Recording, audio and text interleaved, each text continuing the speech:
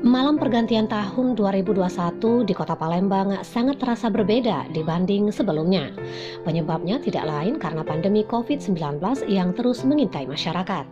Sejumlah spot publik seperti Benteng Kuto Besak, Jembatan Ampera, Jembatan Musi 4, Jakabaring Spot Center ditutup untuk umum. Alhasil tidak terlihat pesta kembang api dan gelegar bunyi mercon di sejumlah spot publik tersebut. Hasil pemantauan Palpos Channel, ratusan personil gabungan baik dari kepolisian, TNI, dan Pol PP berjaga ketat di spot publik tersebut. Beberapa pengendara sempat dihentikan pihak kepolisian yang berpatroli untuk diminta mengenakan helm dan menghimbau pulang ke rumah. Mobil patroli polisi terus memberikan himbauan kepada masyarakat untuk pulang ke rumah masing-masing.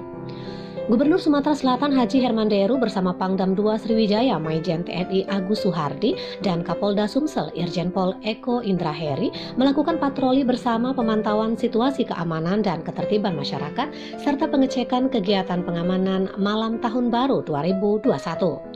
Rombongan berangkat dari Gria Agung Palembang menggunakan bus menuju lokasi pos pengamanan di Jalan Kolonel Atmo Palembang, berlanjut ke pos pengamanan di Bundaran Air Mancur depan Masjid Agung Palembang, dan pos pengamanan simpang kantor DPRD Sumatera Selatan.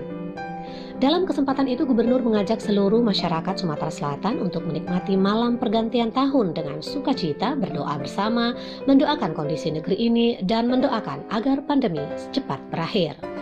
Gubernur juga menyampaikan apresiasi dan terima kasih kepada seluruh masyarakat Sumatera Selatan karena tidak memadati lokasi publik yang biasanya menjadi pusat keramaian malam pergantian tahun baru. Sementara itu, situasi Kota Palembang terlihat lalu lintas ramai lancar. Hingga pukul 22 waktu Indonesia Barat, tidak ada kemacetan di ruas jalan protokol seperti di sepanjang Jalan Jenderal Sudirman Palembang. Situasi tersebut menandakan bahwa secara umum masyarakat Kota Palembang telah mengikuti instruksi dari pemerintah Provinsi Sumatera Selatan untuk tidak memadati lokasi publik pada malam pergantian tahun.